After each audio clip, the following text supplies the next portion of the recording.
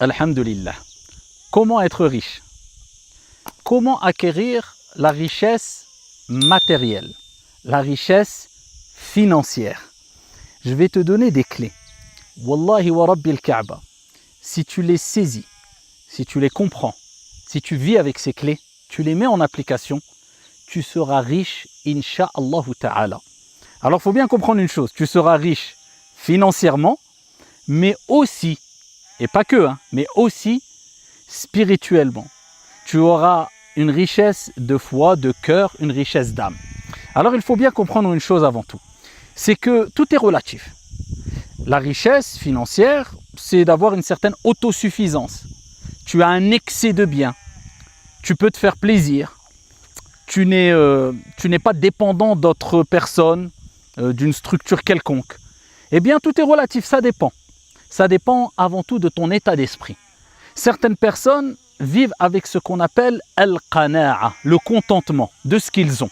Eh bien, ceux-là sont plus facilement riches matériellement que ceux qui peut-être ont plus de biens, mais n'ont pas al-qana'a, le contentement. Je vais te donner un exemple. Et ensuite, par la suite, on va développer les clés concrètes qui te permettront, insha'Allah ta'ala, d'être riche. Une personne qui a réussi à avoir un mode de vie assez modeste, il s'est habitué à cela puisqu'il a un certain contentement, le qana'a, il se suffit de peu, il ne rentre pas dans l'excès. Celui-là, s'il a un excès de 20 000 euros dans son compte, il se considérera comme très riche puisque lui, il a l'habitude de vivre avec peut-être 1 500 euros par mois ou 2 000 ou 2 500 euros par mois, peu importe. Et cela lui suffit et lui permet de mettre de l'argent toujours de côté chaque mois. Donc, alhamdulillah, avec ces 20 000 euros de côté, il se sent vraiment riche. D'autres personnes n'ont pas al-qana'a, le contentement. Ils ne sont jamais rassasiés. Ils ne vivent pas avec cet état d'esprit qui est « il faut que je me contente de ce que j'ai, que je ne rentre pas dans l'excès, dans trop de gaspillage », eh bien, il en veut toujours plus. Même s'il gagne 50 000 euros par mois, même s'il a 500 000 euros dans son compte bancaire, puisqu'il n'est jamais rassasié, puisqu'il ne vit pas avec le qana'a, le contentement, eh bien, il ne se sent jamais riche et donc il n'est jamais satisfait et donc il n'est jamais heureux. Donc, pour lui, ce n'est pas une vraie richesse, puisqu'il n'a pas accédé à la première richesse qui te permet de te satisfaire et de profiter de la richesse matérielle, à savoir la richesse du cœur. Et la richesse du cœur, c'est quoi? C'est al-qana'a, c'est le contentement. Et pour argumenter cela, je vais te donner quelques textes prophétiques et quelques versets coraniques. Allah subhanahu wa ta'ala, il nous rappelle ça maintes fois dans le Coran, ainsi que le prophète sallallahu alayhi wa sallam. Prenons l'exemple du hadith authentique où Abu Dhar radiyallahu anhu wa arda, il nous rapporte que le prophète alayhi salatu wa sallam lui a dit: Ya Aba Dhar, atara kathrat al-mal huwa al-ghina? Est-ce que tu vois le fait d'avoir beaucoup d'argent, une grande quantité d'argent comme étant la richesse? Il dit: Na'am ya Rasulallah. Il dit: c'est ça la richesse, avoir beaucoup d'argent. Il dit: et est-ce que tu vois le fait d'avoir peu de biens, peu d'argent comme étant la pauvreté? Il dit: Na'am ya Rasulallah. Il dit: bien sûr, c'est ça la pauvreté, le fait d'avoir peu d'argent. Et il lui dit: Ya Aba Dhar, al-ghina ghina al-qalb, wal-faqru faqru al-qalb. Il lui rappelle que la richesse matérielle et la pauvreté matérielle dépendent de la richesse du cœur et la pauvreté du cœur. Il dit: la richesse, c'est la richesse du cœur et la pauvreté, c'est la pauvreté du cœur. Donc comprends bien, en plus, ensuite on va donner les clés pour être riche matériellement, ne t'inquiète pas. Alors, là tu comprends déjà qu'il est indispensable d'avoir cette richesse du cœur, cette richesse d'âme, pour pouvoir profiter de cette richesse matérielle et voir ce que tu as entre les mains, comme bien, comme matériel, comme argent, comme une réelle richesse, et profiter en étant rassasié avec un contentement sans vouloir toujours plus et sans tomber dans un excès qui ne te rendra jamais satisfait. Pour argumenter encore cela, un hadith extraordinaire rapporté par Ibn Majah. Le prophète sallallahu alayhi wa sallam a dit: celui qui fait de sa vie d'ici-bas son principal objectif, son principal but à atteindre, Allah subhanahu wa ta'ala mettra le désordre dans ses affaires. Il va éparpiller ses affaires. Et on voit des gens aujourd'hui, ils ne savent plus où mettre de la tête. Ça marche bien leur commerce, leur affaire fonctionne très bien, mais il ne sait plus où mettre de la tête et il est perdu, il n'a plus de temps, ni pour lui, ni pour sa famille, a fortiori, encore moins pour la religion. Pourquoi? Parce qu'Allah Azza wa Jalla a dispersé ses affaires. C'est la base pour être riche, c'est de comprendre ce hadith-là. Celui qui fait de cette vie d'ici-bas son principal souci, son principal objectif à atteindre, Allah va mettre du désordre dans ses affaires. Et il ne trouvera devant lui que la pauvreté al-faqr.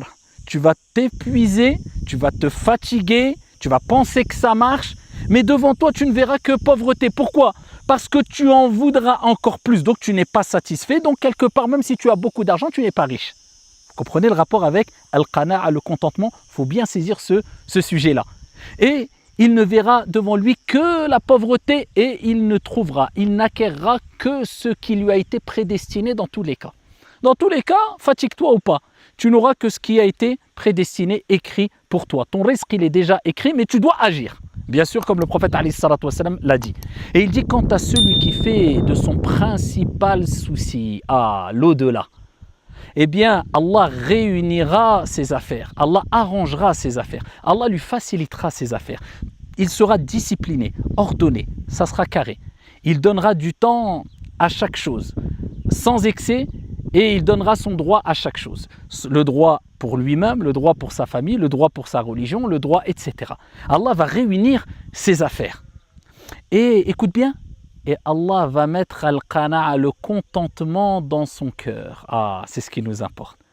Ah, vous voyez que la richesse matérielle passe par le contentement du cœur, l'apaisement. Allah va mettre le contentement dans son cœur. Et cette vie d'ici-bas viendra à lui, contrainte, que tu le veuilles ou non. La vie d'ici-bas, c'est elle, ad-dunya, qui va venir à toi. Pas besoin de courir aveuglement, comme un fou furieux, qui ne pense qu'à et qui ne pense jamais à sa religion, en te fatiguant. Non, non, non, non, t'inquiète pas. Tu fais devancer l'au-delà, tu gardes les pieds sur terre, Allah va mettre le qana'a, le contentement dans ton cœur, et cette vie d'ici-bas, elle viendra à toi. Dunya, avec ses biens, viendront à toi. Donc si tu as déjà compris ça, écoute bien, tu as compris la première clé, la principale des clés, car c'est la base. Tu fais de cette dunya une option, et tu ne la mets pas de côté. Sois riche, il n'y a aucun problème. Puisque cette richesse-là, elle ne t'aura pas détourné de ton Seigneur et des actes d'adoration. Puisqu'elle ne sera pas rentrée dans ton cœur à tel point que tu deviennes aveugle. À partir de ce moment-là, tu seras reconnaissant envers ton Seigneur. Et le prophète alayhi salatu wassalam a dit, Allah est satisfait d'un riche. Ah, tu es riche, tu as beaucoup d'argent, tu as des belles voitures, tu as... Ok, mais reconnaissant.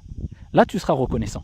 Puisque cette dunya ne sera pas dans ton cœur à tel point qu'elle te détourne de ton Seigneur, mais elle sera dans tes biens, dans tes poches plutôt, ou même dans ton cœur, mais sans excès. Elle ne te détournera pas de ton Seigneur. Bien au contraire, tu seras reconnaissant en donnant de l'argent, puisque tu auras réussi le test. En donnant aux pauvres, en aidant les gens, en faisant des actes d'adoration à travers ton argent, en rendant heureux les gens, puisque l'argent soit ne fait pas le bonheur, mais contribue au bonheur à partir du moment où tu l'utilises correctement. Donc première des choses, tu veux être riche, passe par la richesse du cœur. La richesse du cœur, c'est le contentement al-qana'a.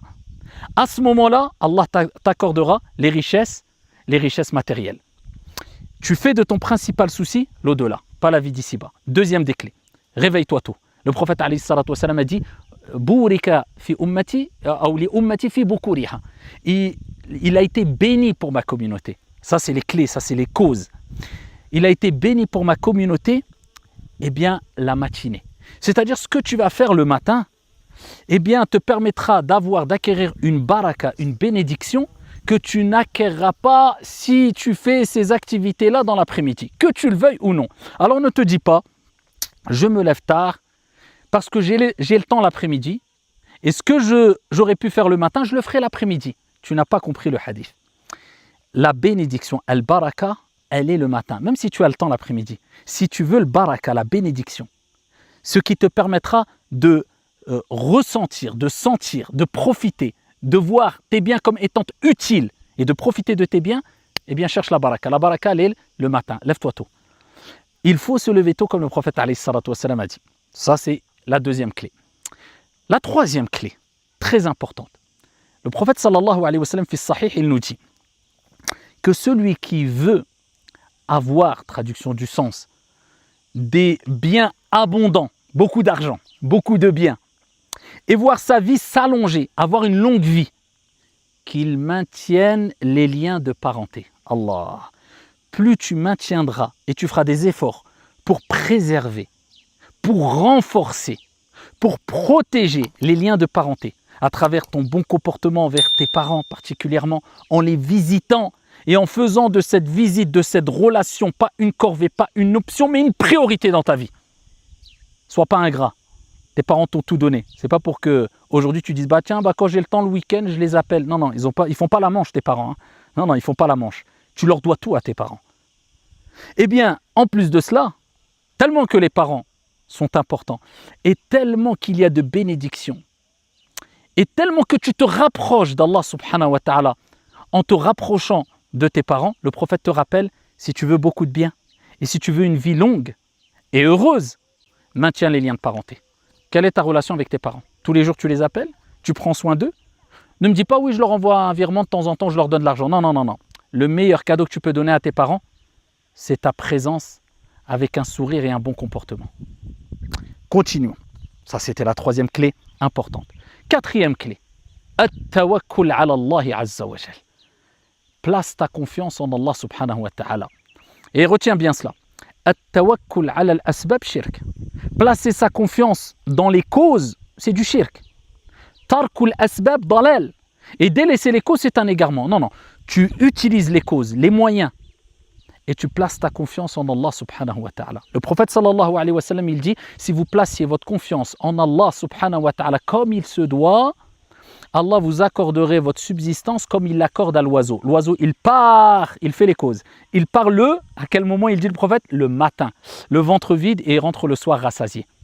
Donc place ta confiance en Dieu et ne désespère pas. Sache qu'Allah subhanahu wa ta'ala, il t'accordera ton risque, insha'Allah ta'ala. Tu dois placer ta confiance en le vivant, en le riche, al-ghani subhanahu wa ta'ala. Ça, c'est extrêmement important. Place ta confiance en Allah subhanahu wa ta'ala. Parmi les moyens aussi, c'est d'être honnête. Plus tu seras honnête, et cela montrera que tu es une personne qui place ta confiance en Allah azza wa jal et pas en les causes. Certaines personnes cachent des défauts parce qu'ils placent sa confiance dans les causes. Ils disent oui, mais si je montre ce défaut-là dans ma marchandise, eh bien je ne vendrai pas ma marchandise. Donc tu n'as pas placé ta confiance en Dieu. Tu as placé ta confiance en ta marchandise. Le croyant, il est juste honnête, transparent. Il dit tous les détails. Il mentionne tous les défauts quand il vend et quand il achète. Et il est clément et miséricordieux comme le prophète alayhi salatu wassalam l'a rappelé. Rahimallahu rajulan. Qu'Allah fasse miséricorde à un homme. Samhan idha ba'a, samhan idha ishtara, samhan idha iqtada. Il est indulgent quand il vend, il est indulgent quand il achète et il est indulgent quand il réclame son dû. Et ça, c'est une clé extrêmement importante. Et une dernière clé qui te permettra d'être riche, insha'Allah ta'ala, c'est de t'éloigner des péchés et d'augmenter le repentir et la parole astaghfirullah. Al-istighfar, la demande de pardon à Dieu. Répète beaucoup astaghfirullah. Éloigne-toi des péchés. Quelle est ta relation avec les péchés? Quelle est ta relation avec les bonnes actions? Plus tu te rapprocheras de ton Seigneur avec des bonnes actions, plus Allah subhanahu wa ta'ala t'ouvrira les portes de la richesse du cœur, de l'âme et la richesse matérielle. La preuve en est le verset coranique où Allah subhanahu wa ta'ala il parle de Noé, le prophète Noé, Nuh alayhi salam, qui a dit فَقُلْتُ اسْتَغْفِرُوا رَبَّكُمْ إِنَّهُ كَانَ غَفَّارًا. Et j'ai dit, implorez le pardon de votre Seigneur, c'est lui le grand pardonneur. إِنَّهُ كَانَ غَفَّارًا. Qu'est-ce qu'il se passera à ce moment-là? يُرْسِلِ السَّمَاءَ عَلَيْكُمْ مِدْرَارًا. Il vous accordera des pluies abondantes. وَيُمْدِدُكُمْ بِأَمْوَالٍ وَبَنِينَ. Et il vous accordera beaucoup de biens et beaucoup d'enfants. Une des causes spirituelles, une des causes religieuses pour qu'Allah accroisse tes biens et t'accorde beaucoup d'enfants en bonne santé, insha'Allah ta'ala, l'augmentation de Astaghfirullah. Avec la langue, mais aussi et surtout avec le cœur. Demandez beaucoup pardon à Allah subhanahu wa ta'ala. Et de plus, le prophète nous a rappelé que c'est une cause de la dissipation des soucis et des tristesses. Répète beaucoup Astaghfirullah, Astaghfirullah, Astaghfirullah. Voici des clés. Si tu vis avec, tu les comprends, tu les saisis, tu les mets en application, Wallahi wa Rabbil Kaaba, tu seras riche de cœur et riche matériellement. Qu'Allah nous bénisse, qu'Allah nous protège et qu'Allah vous accorde réussite ici-bas et dans le delà. Assalamu alaikum.